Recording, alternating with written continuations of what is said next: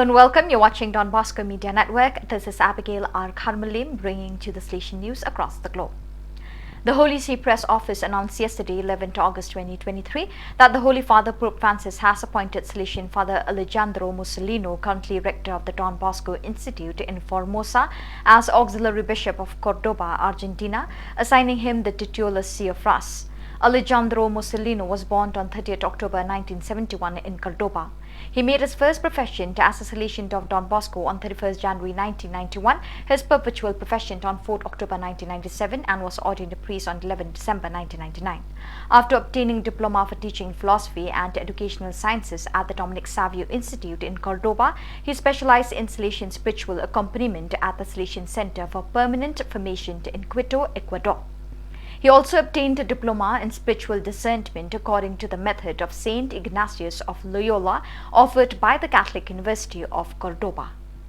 In order to bring out and enhance an important and widespread but perhaps not yet so well-known talent in the congregation, the social communication sector led by Father Galdazio Mendes has set a new process in motion to aim at bringing together and comparing composers of Salesian music.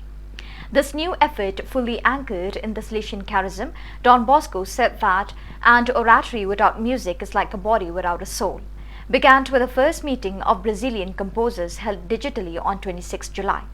We know that we have a large number of good musicians and composers in almost all of our provinces. Who are they? Where do they come from? What kind of music do they compose? What are the Salesian songs? How do we form the Salesian network of Don Bosco composers? How do we catalog these songs and make them available on the internet? These were the questions that guided the birth of this new direction, Father Galdazio Mendes explained. Shasha is a small part of the village of Kituva in the territory of Masisi in the Democratic Republic of Congo.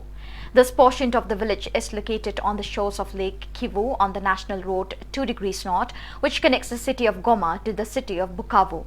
In this village, since February 10, 2023, a mass of population has come to settle on the football field of the Don Bosco Shasha Primary School to seek asylum.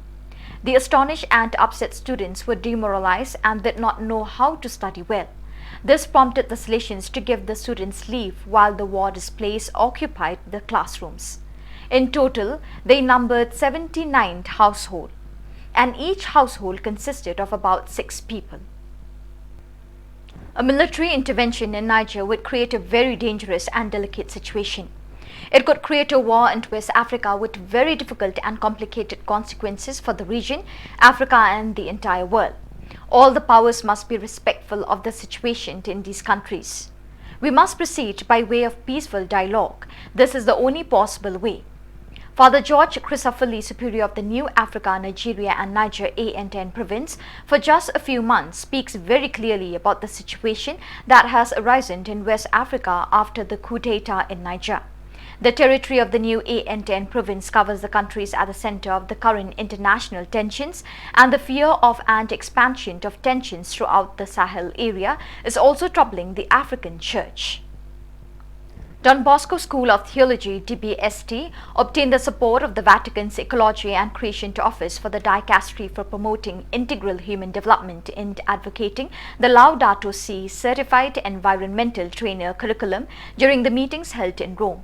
In these meetings, Father Francis Gustello, SDB, President of DBST, thoroughly discussed the Laudato Si certified environmental trainer curriculum with Father Joshthram Isaac Kurithodam, Head of the Ecology and Creation Office, as well as with the representatives of the Dicastery for promoting integral human development.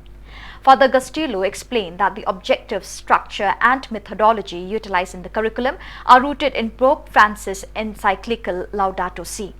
The program aims to train individuals to become environmental leaders who will promote ecological conversion with the use of theological content, ecological knowledge and technical skills. So viewers, that is all we have for you today. Till we meet again, thank you for joining us.